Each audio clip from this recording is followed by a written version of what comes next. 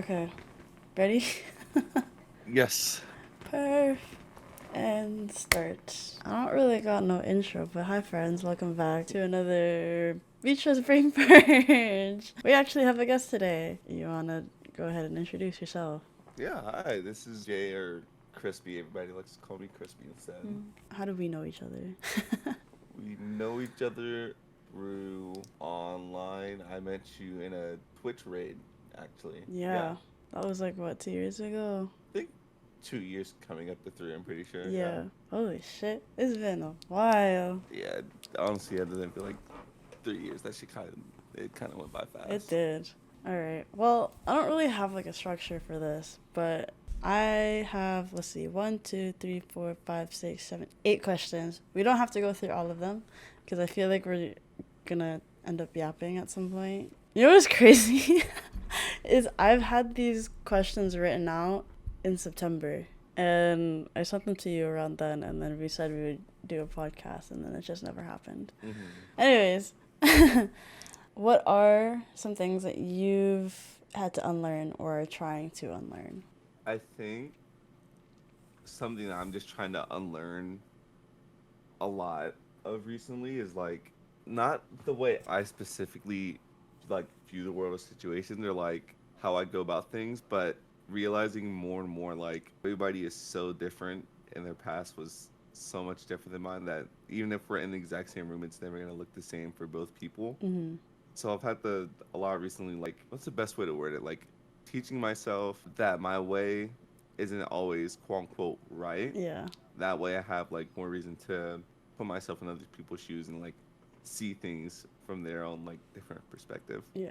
Yeah, that was something I learned, but then also just recently had to teach somebody was that like there's different ways of doing things. And Yeah. there's a lot of different perspectives. Because recently I met someone who they're very like strict in their ways. Like they have a very, how do I explain? Not tight Like a schedule. Yeah, routine. they have a very strict routine. And I don't have as strict of a routine. Like my routine has a little bit more wiggle room to like do other shit. Yeah. So learning or kind of teaching like not everything is that serious. Which is something Yeah. I learned that last year, and then it's funny to now meeting this person and being like, well actually this is what I've learned is a lot easier. I was in your position a while ago, but I Mhm. think you'd be like, a little less like stuck up and Yeah. stressed all the time if you had more wiggle room and like just didn't take shit more serious as seriously. I think I've heard that a few times like not taking things as serious like Yeah, I don't know, it's weird to describe, but like some things literally just aren't as serious. Like you they're don't have to really give it not. as much thought. Yeah. Yeah, because I'm already like someone that just overthinks everything, and Mm-hmm. like some ways good, some ways bad. But like once I get like something in my head, it my brain won't stop like thinking about it until like everything about it is like done. Like oh, like what do you want out of this? Do you if it's a job or something like Mm-hmm. oh like you do this, you get a promotion. Okay, cool. And then now my brain's gonna constantly think about like oh, to promotion, you got to do this, this, Yeah, and all these things. So it's like kind of just puts itself into overdrive. So yeah, I think honestly, it has. I think it's more subconscious, it so I is. haven't noticed it as much. But like, no, I've definitely like noticed more difference since like things aren't as serious. Kind of just like Yeah. you just feel like you have so much more energy because you're not burning so much of it for something that you don't need to burn it on. Yeah, exactly. I think another thing too is at least something that I'm trying to be mindful of is not planning too far ahead into the future. Because at least for Hmm. me, I like being prepared and I like knowing kind of like a blueprint of what my future is going to look like. And I Yeah. used to be a lot worse in high school and like beginning of universities. Like I would plan so far ahead, but I'm like nowhere near that era of Yeah. my life. So then I'd stress myself out. And that's something that I was stressing over recently, actually, like within the past few months. Hmm. But I have a better tendency of like catching myself and being like, okay, you know what? Let's take it one day at a time rather than Mm-hmm. planning like 3 years ahead. What's like the cutoff for you? Like, okay, like this is planning too far in advance. That makes sense. Mm. At least for right now, well, it depends. Because, like, I'm graduating in April. So I kind of have to have a plan of what I want to do after I graduate. So Mm-hmm. that's about like a year ish ahead in terms of Okay, yeah. like where I want to be or like where I want to move to or whatever. That stuff I'm literally just trying to take it a day at a time just Yeah. because it's like I don't know what my career choice is going to be a year from now because I Yeah. just recently am trying to change my career after Mm-hmm. like 6 years of doing schooling. Right now, I'm just trying to take it one day at a time, but like kind of plan what I want to work towards, at least within the year. Mm-hmm. Adulting is I'm like, scary, bruh. I don't know. I kind of I love it just because of the part of it's like the rewards that you can get out of it so much bigger and so much different than Yeah, like for things you're sure. used to before adulting. So I don't know that part. I love that so much Mm-hmm. that it kind of just that light is always just gonna be there, so it doesn't Yeah. seem as bad. But no, adulting it does suck. Kind of, I'm pretty much the same way. Like kind of how I said, like I already overthink things anyway. So like I like to have a plan for stuff, literally step by step. Like okay, like how do I get to this? How do I get to that? Yeah. As far as my future, I'm pretty much the same. Like I know where I want to go, but it's not like that. I didn't put myself on like oh like the straightforward path. You have to do this by this Yeah, age. yeah. Things like that. I know all I know for sure is like a year from now I want to move, Yeah. and it may like be out of the states. Highly doubt it, but possibly could be out of the country. Nothing's set in stone, but I know for a fact I'm moving because that's the plan I'm following. Yeah. And then even then, that like makes it so much less stressful because now it goes from oh I'm just saving money from when I move Mm-hmm. versus like oh I'm moving to Costa Rica. I need to have this, and this. And now you have a much extra stuff when really you could just do the same thing. Just Yeah. save up money. It's better when you don't make a deadline for it. You know what I mean? I don't have to have this payment or like this amount of money by like this date so I could do this, this, and this. At least that's what's Yeah. helped me. Because I think for me, at least before, I felt better when I had a deadline. And then when I didn't meet the Mm-hmm. deadlines, I felt like it was a lot of stress. And a lot of it felt like, oh my God, I failed. Like, I didn't meet the Mm-hmm. deadline. Now everything's going to be pushed back or whatever, whatever. Yeah. But then I guess that also goes back to like, it's really not that serious. Like, Yeah. it's not True. that serious. Most of the things we stress about, Mm, which I forgot who I stole this idea from mm, when I was growing up, but it's so true. Majority of those things we stress about, have issues with, we literally have no thoughts about the day after it's done. yeah. It's Like, just in the moment. One of my close people, they stress a lot about things that are, or just stress a lot in general. So what I've learned and like my advice has been like, you can stress about things, that's fine, but if they're under your control, like you can fix that. You know what I mean? yeah.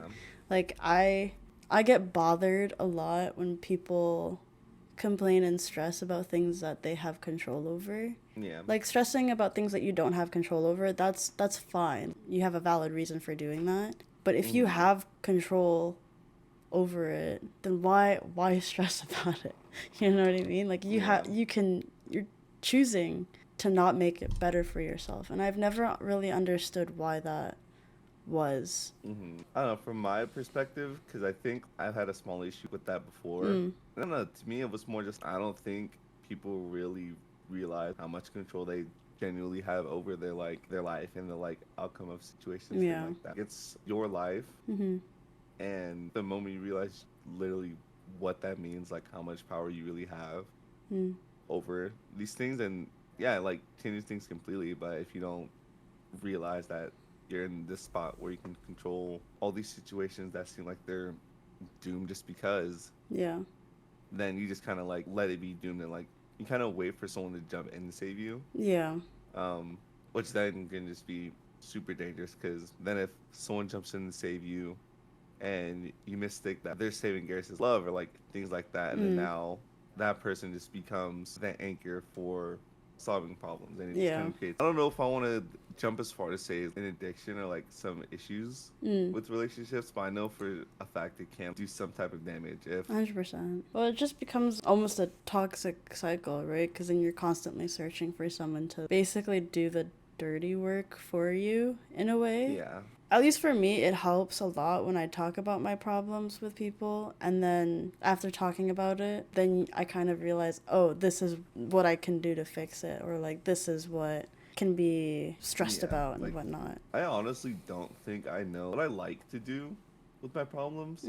Talking to people, for example, that's the simplest one. Yeah. It obviously, yeah, like I like talking to people about my problems, but also like I don't know. Sometimes I don't. It seems more like, oh, I'm just talking about it, actually just going to deal with it. Yeah. And it just kind of seems like an extra step for me to go deal with it sometimes. Yeah, that's fair. But even without that feeling, I don't know. It's not like an attraction for me to like, oh, like I'm gonna go talk to someone about this problem because it'll make me feel safer, calmer, like whatever word you have that like make you or that you'll feel from doing that. Yeah. It's not really that part either. I don't know where I really get that from other than just solving the problems. I feel like I know sometimes it's a very guy.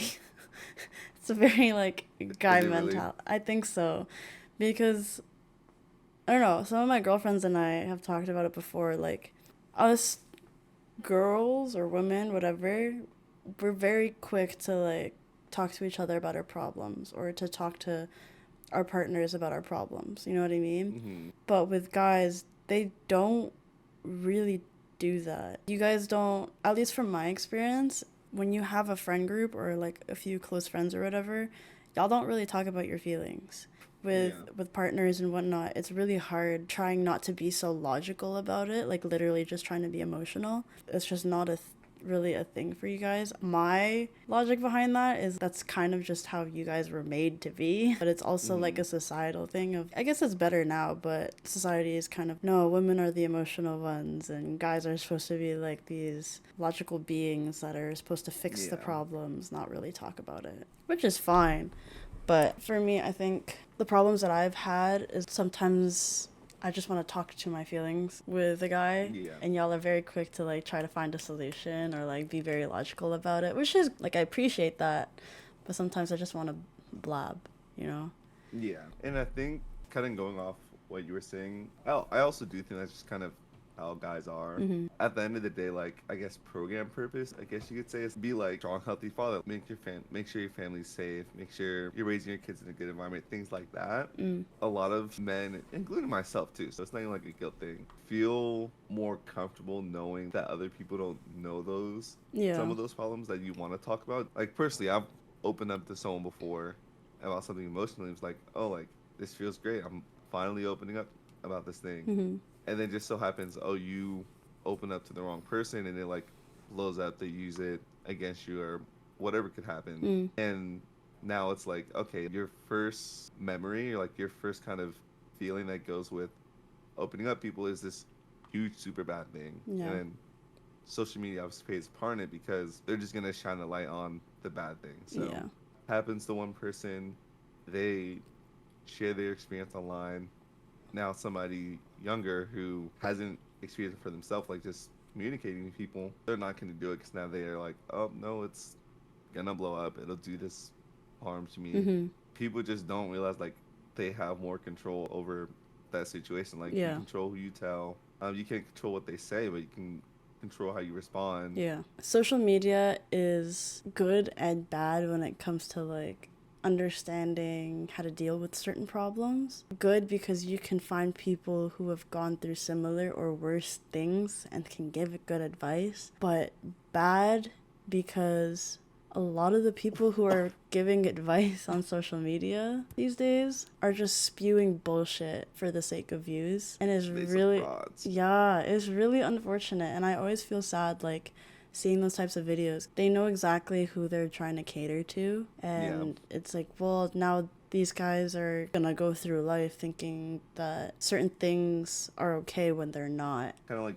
puts them in just a more distant reality than like Yeah. everyone else is. The further the world is in your eyes compared to everyone else, it'll just make it that much more harder, because then you really only can think emotionally, because like you can't think logically when it's two completely different worlds and you don't understand how someone's coming from and stuff. So then you're just gonna go default to acting and responding to things emotionally, and it just builds up more problems. Ooh, another thing I was gonna say is like traumatic experiences, as much as they suck, you can't avoid them, like ever. Shit's gonna happen. That's just part of life. But I do think like traumatic experiences very much help how you, one, obviously how you view the world, but like what you allow and what you don't allow growing up, if that makes sense. Yeah. At least when it comes to like relationships, for example. I've had a lot of bad, toxic, and just not good relationships. At the time, it was really shitty, but now that I'm like grown, whatever, I know better of what I will allow myself to deserve and to take, and how to deal with certain situations and all that stuff. So it's like, I don't know. I've heard like some people be like, oh, well, I don't ever want to experience this, or like I don't ever want to deal with this type of thing. It's like a lot of the times you can't avoid it. Like it's gonna happen at some point. Like if you go searching for something that you don't want, it will come to you like eventually. But just knowing how to cope and how to work around it, like super beneficial. But I do think like you kind of need those traumatic experiences to get the best out of life later in the future, unfortunately.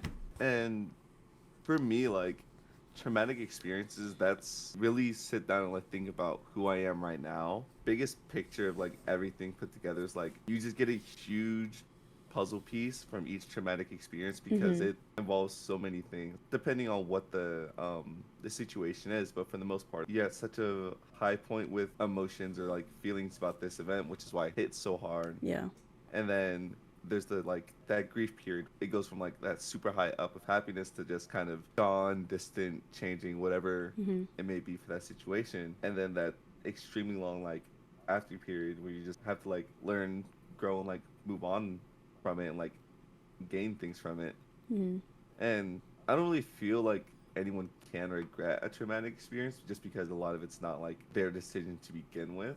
Sometimes it definitely is, but even then, like I don't really have any like regret or like I wish I never didn't go through this or any traumatic experience in my life, just because like I love who I am right now, the way I think and all these things, and that's literally only possible because that experience. So why would I want to take away like those moments of hardship, and then I guess you could say vulnerable person, for it to happen again anyways, but also like not know how to deal with it, what to do, and like all the other things you get from surviving anything traumatic. I know. To go along with like the topic of regret, I used to live with like a lot of regrets, like, oh, I wish this happened, or like, oh, I should have done this instead. But I talked to my therapist about this a long time ago, and it like completely relieved me from it. Having regrets is you being stuck in the past, and the only way, if you want to grow and if you want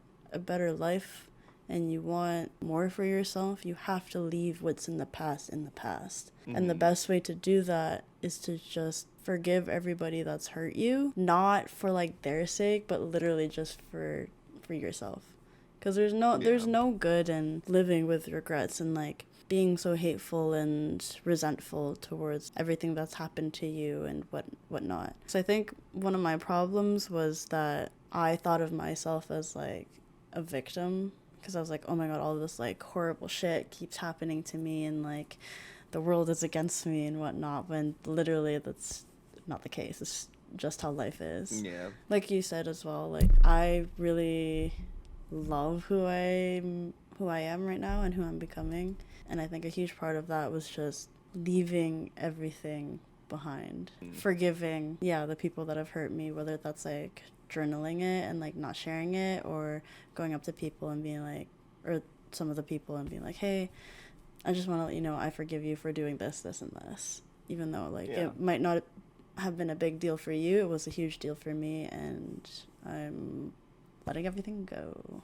I think that's great, actually. Kind of getting to like where you were, or like the way you felt before, to being able to just go into like literally go into the situation where that like feeling originates. Like forgiving it, that takes a lot. So that's like really cool to hear and see that you're doing that. Thanks. Yeah, of course. For me, and I've always tried to figure out like how I even ended up like this, which I'm glad I did, but I honestly never really regret any of my actions. Feel like the actions where most people would regret doing it, if they went on a date and they did something stupid and now the girl ghosted them, they're gonna regret doing that thing that's stupid. Yeah. I don't really regret those things as much. It's more mainly because accountability. If I did something dumb, like let's say on the date I told her the hair looks it was better in a picture, something like that. Yeah. It's like I was driving that car and I drove it straight into a ditch. How am I going to be mad that my car is totaled? Like, yeah.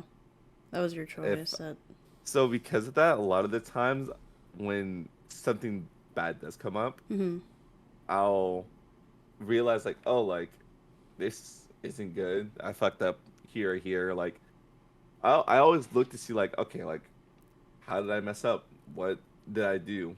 Another thing I believe too is like, sorry to cut you off. No, you're good. Was like, I believe things happen for a reason. For example, if I fuck up and made a mistake and I kind of ruined my chance with something, that happened for a reason. You know what I mean? Yeah. If the opportunity comes back to me, then great, it was meant to be. If not, then kind of wasn't mine to begin with. You know what I mean? It's just another added experience onto my life.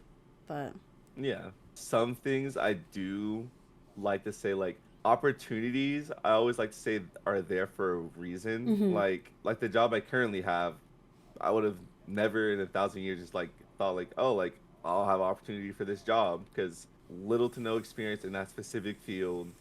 There's a million other qualified people. I mean, I don't live in the U.S. There's hundreds of thousands of people in this city or like the state that are probably more qualified for it than I am. But I got that opportunity, and there's literally no way to describe it other than I was just kind of right. It was just kind of like there. So things like that, I do always like to say like, okay, it happens for a reason. But when it comes to something like, I guess you could say ending, then I'm less like, oh, like this is meant to happen. Like if me and someone break up, for example, well, okay, breakups I could probably argue in between. But if it's me and someone stop being friends because we argued about whatever the argument may be over, then I'll kind of lean more towards like the actions led to this, less like fate. And I honestly don't even have a reason for it. I think that's just how I think about it. Okay. I don't know, but there's just so many things that can only kind of be described by like fate, or it's like kind of destined to happen. I know I don't even know if I can call it a conspiracy, to be honest, but how like your whole life is already like predetermined at birth. It's like everything that's gonna happen is kind of already like set in stone, and you're kind of like waiting to get there. I think the way I like feel about it is like there's certain points in your life where something may just be like set in stone. Like a major event may just be here to happen, but not every single step of your way is like kind of laid out in stone, you know? Like you still have self-control of your story, maybe like some smaller things that are like gonna develop you more just kind of happen. You're not religious, are you? I am not, no. Okay. Because I was gonna say, having a predetermined life or a future is what I grew up knowing, because I used to be Catholic, and that's kind of like, oh, God has a plan for you, and you're just like, he's just watching you go through the plan. But I don't know, I think I feel differently. I feel like for me, what I believe is like, you have a whole bunch of pathways in front of you. So actually, wait, I guess that does kind of go in. I think I know what you mean. You know what I mean?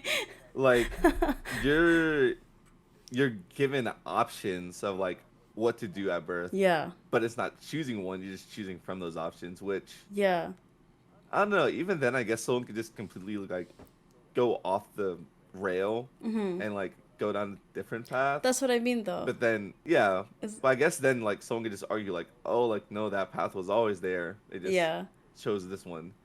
Which I could also see. But I think I see it as like there's a whole bunch of paths. You start on one, but then you can like jump to like a whole different one throughout life. But I Yeah. don't think there's like one hard strung like ending for you. I think there's still like a gazillion different endings that you could choose from. Yeah. Yeah. It's literally just like you're just building the path to whichever ending you get Yes, to, like, at the end exactly. of everything. It's like in video games.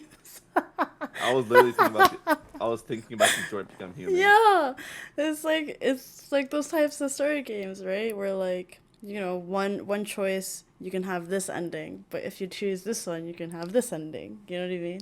Yeah, yeah, exactly. That's kind of how I see life. Mm-hmm. But also at the same time, like when I think about it like that, like comparing it to a video game, Mm-hmm. the like ending seems so much more narrow that it's like, oh, like you don't have control. But in reality, there's probably like an infinite amount of endings you could get. Mm-hmm. So I guess that also like to me at least takes away more of that like kind of predetermined thing. Like if there's a so-called infinite amount of endings or like a gazillion endings, Mm. can you really say that's predetermined on which one you're gonna get? That's That's true. just because there's so many different outcomes that can happen. Yeah. So, but yeah, I kind of honestly, I kind of just think like a video game most of the time. A bunch of Like nerds. literally, Do you believe in second chances then? I feel like this is a trick question for me. I do believe in second chances. Yeah. However, I don't feel like people can change. So Mm. I believe in second chances because there are sometimes things really do just come off in the worst way possible, and it seems like something it could completely not. Mm.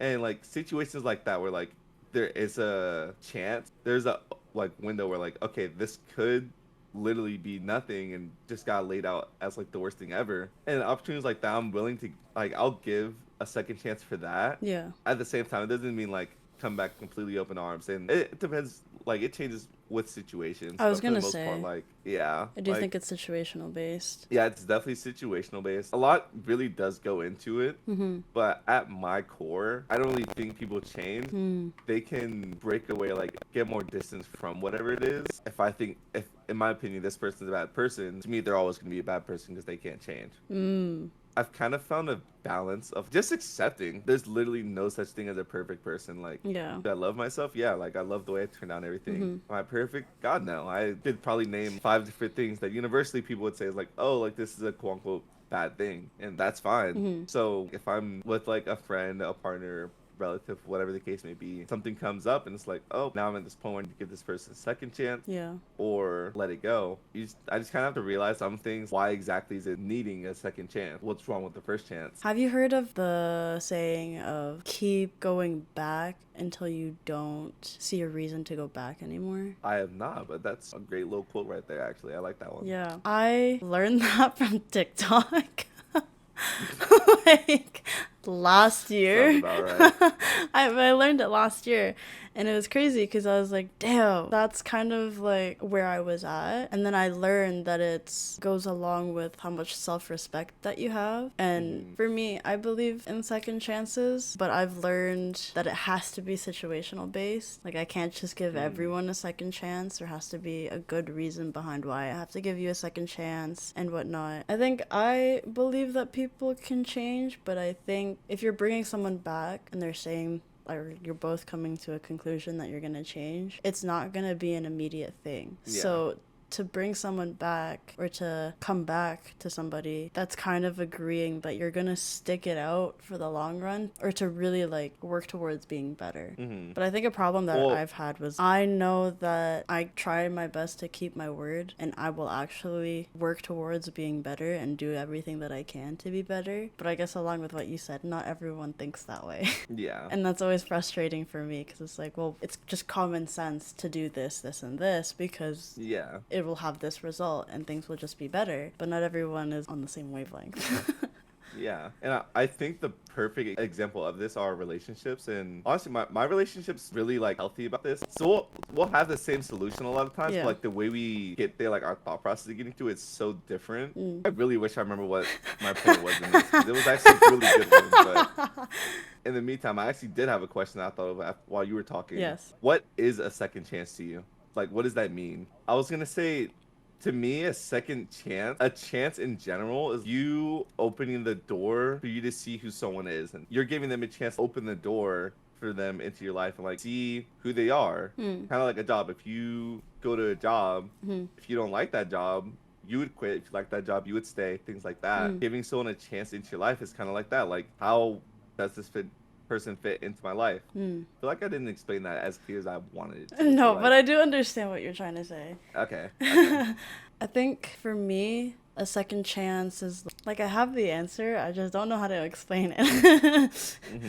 But I think a second chance for me, the best way that I can explain it is I agree opening the door for them again. I think more specifically it's like I'm allowing you to continue to grow to be a better person in my life so that we can both be beneficial to each other. You know what I mean? Yeah. You can't just come into my life again to say, like, talk all this shit or, like, say all this shit that you're gonna do X, Y, and Z, but then not show up for it. You know what I mean? Yeah. I'm fine with giving you a second chance, but if that's not proven to me in the first little bit of you showing up again, then that's it. Like, it has to be done because I don't like having my time wasted.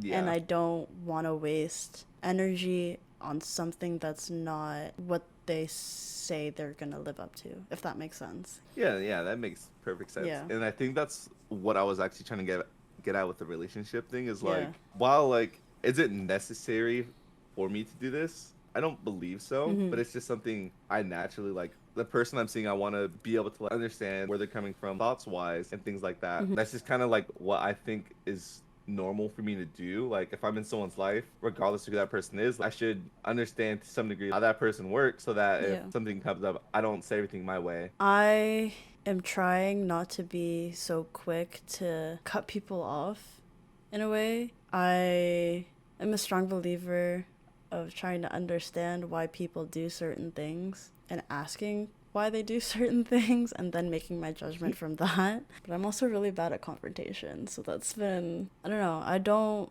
fully agree with people who cut people off right away. Obviously it's like situational based, like if someone's gonna harass me, I'm not gonna be like, oh, I wonder why he harassed me, you know what I mean? Yeah.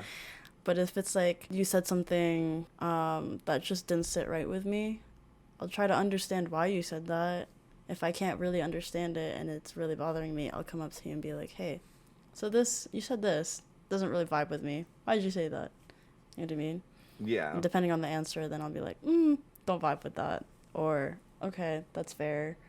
Please don't say it again, type of thing. So, before, like, literally up until now, I always considered myself someone that cuts people off faster, but I never really thought into it. I don't really cut people off per se, but I don't like pursue it myself. Like, if someone does something that I don't like, I'll confront them about it. Yeah, I won't just like ghost them out of nowhere, because then that's being a little bit petty and yeah, not cool. So like, I'll confront that person about it, and kind of like how you said, like, depending on their answer, then I'll decide. Yeah. But most of the time, it ends up with me like, I just kind of, no bad bonds between anybody. I'm just gonna back up a little bit, but like, you're totally welcome to do whatever. So like, if you kind of just let that space be there, then okay, that space is kind of just there. Like, no bad blood. If you text me randomly one day, then I'll try to respond instead of texting. But at the end of the day, like, whoever that person is, regardless of what bad happens between a person, there was still good at some point. Yes.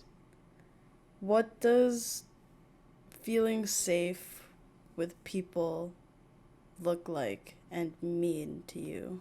I think for me, feeling safe means like you're comfortable turning your brain off.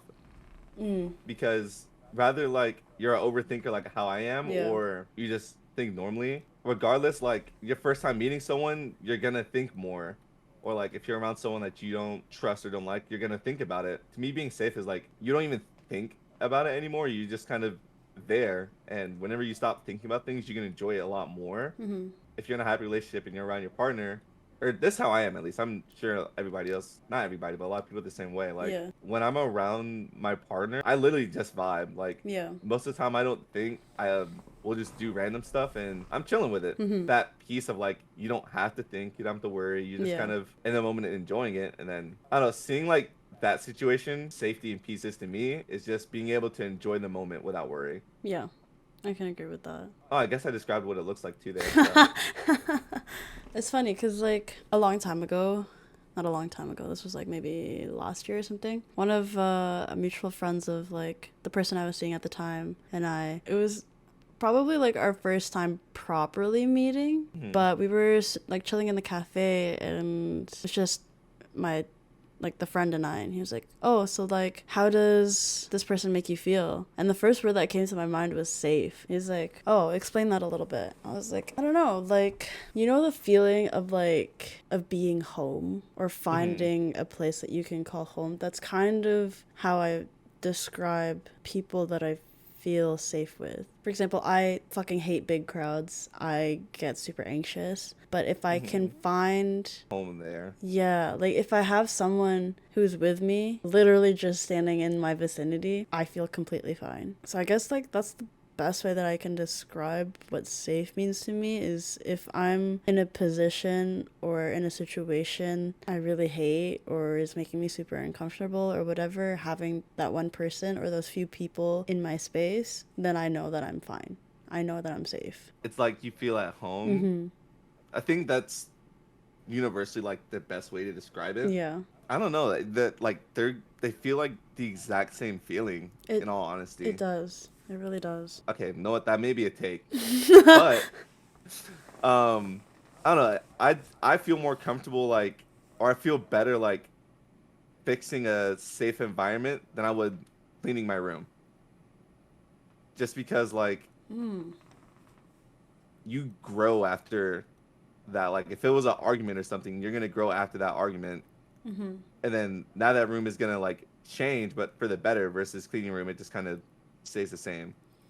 Okay. Which I don't know if this is just a crazy reach or not, comparing a safe environment in a bedroom, but Okay, so my question to you then is, in a partnership, there's two people in a partnership, right? You both have problems that's like kind of a given with everybody. Is it part of your responsibility to fix your partner's problems, or is that solely that your partner's responsibility? I want to say neither. I think it could technically be the second one, like solely your partner's responsibility. The way I see it is like I can't be responsible for someone else's responsibilities or like their problems. Yeah. However, like if I'm in a relationship and if I tell you like, hey, I have these feelings, I'm here for you, like my responsibility is like, are they really my problems too? Technically no, but like your problems are gonna be my problems. Like, if you tell me like, oh, like I just kind of want to deal with this on my own, okay, I'll just let it be your problem. But and like that door is never gonna be closed regardless of what the issue or like the problem they're having is. Because I just feel like that's something I'm responsible for in a relationship is like always having an outlet for your partner if they need it. Because there are some people that like they like to deal with their problems on their own and don't want like a lot of interference. Yeah. Which to me is fine. I love helping people a lot. Yeah, same. But like I totally get that. Like I ask because like I read a book a while ago. It is probably like one of my favorite books I've read. It's called The Mastery of Love. One of my good friends actually recommended it to me. And I read it because I thought it would save my relationship at the time. It did not save my relationship, but it really changed my perspective on how relationships should be and the part that you play as a partner in a relationship. And one of the things that I've learned is like I'm not responsible for your problems. You know what I mean? Like obviously in relationships there's going to be problems that you have to deal with together, but in terms of like the big heavy stuff of like traumatic experiences and like other stuff that has happened in your life, it's not my responsibility to fix you. I'm responsible for my half and you're responsible for your half. What I'm supposed to do in the relationship is like, be a support. Like you can't fix someone that doesn't want to be fixed, right? You do you, I'm gonna do me, and then we'll meet in the middle type of thing. That's like one of the biggest takeaways, which was a huge like eye-opener for me because I've always been like someone who has felt responsible like a lot of the responsibility in relationships of like, well, this Mm-hmm. person has a lot of trauma. I'm supposed, like, my job is to fix them, Yeah. which isn't the case. It should never be the case. Yeah, I agree. Anyways, y'all should read that book because it's really good. Mastery of Love by, let me see, Don Miguel Ruiz. I bought like 4 of his books in 1 year, You but have the book in hand? I don't know because I lent it to a friend, but Oh. I have the other books. They're all really Mm-hmm. good, but highly recommend if you're a reader, and if you're not, even if you're not, still highly recommend. Adult relationships are so difficult. Like, Mm-hmm. they're easy, but they're difficult. And I think the only reason why they're difficult is because you have a lot more on your plate and a lot more things to consider, especially when you're like a young adult and you're still trying to figure out who you are, what you want to do, who you want to be, where you want to go. And then you get into a Yeah. relationship and you're like, okay, well, now I have to like think for myself, but also like try to figure out how this person will like integrate themselves into my life and if it's possible and like all the logistics and like they're also trying to figure themselves out, so it's like Uh-huh. it burns my brain. But It does. And I've had so I'm gonna like bring up a like new thing to the conversation with this story. okay, I don't know, I guess like the whole thing of like trying to figure out like if you fit into their future. I yeah, think at some point you literally just kind of like you just kind of thug it out. Like you just kind of figure out will it work or not. yeah.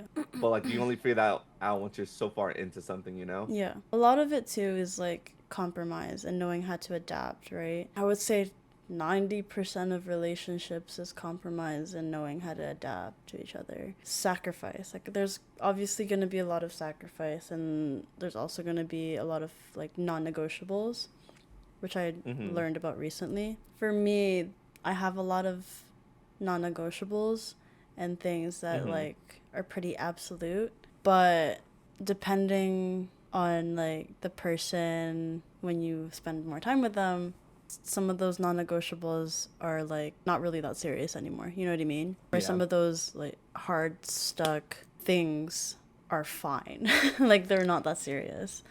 Yeah. You don't want to risk losing something so good because of this one that one like thing that your heart's stuck on like Yeah, this can't happen or this can happen yeah, a lot of it's is like because what ifs too, right? Like, yeah, you won't know unless you try it. but risks are fun Risks are sometimes. so fun. I love taking risks. I just love doing things on impulse and seeing how they go.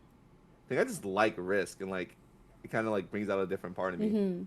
I like the adrenaline. That's the thing. Yeah. Like, I'm scared to do a good amount of things, but the adrenaline that I get from it, and then the fact that I can say that I did it, is what makes me actually do it. You know what I mean? And it's also like we're still kind of young. I'll say decently young. So One there's of us. okay, look, I'm not even that much older than you. You know, life is short. You won't be able to do it later on in your life, most likely. You'll have a lot more Mm-hmm. responsibilities and a lot more things to take into consideration. Whereas right now, there's not too much running on your plate. Obviously, that's situational based, but like for a decent amount of us, it's like, just do it. What's the worst that can happen? Like, if it's, at least for me, I'm not scared of death. So, like, if it's my time, it's my time. I don't give a fuck. But Real. like, I live for and I pay for experiences. Mm-hmm. Money's gonna come back. Money's money, but Thank you. money's money.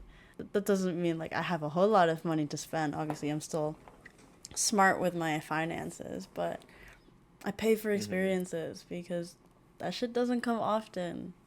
And with Yeah. the state of the world right now, these experiences, these fun like experiences are kind of all that we have right now. So, do you have any other questions? Because I kind of have to pee. No, I think I'm all out of questions so far. All right. I think I'm good too. Cool. Wow. First guest on the podcast. Honestly, it was a lot more fun than I thought it'd be. Not saying that I thought it'd be boring, but I didn't expect to start yapping like that. Me either.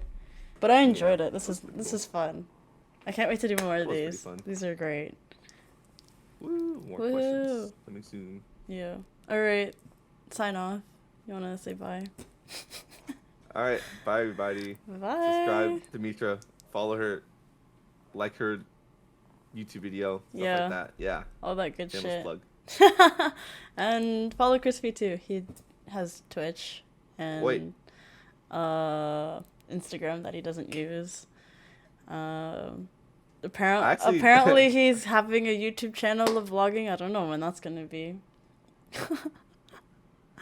I gotta go record. Yeah. Well, I'll record some.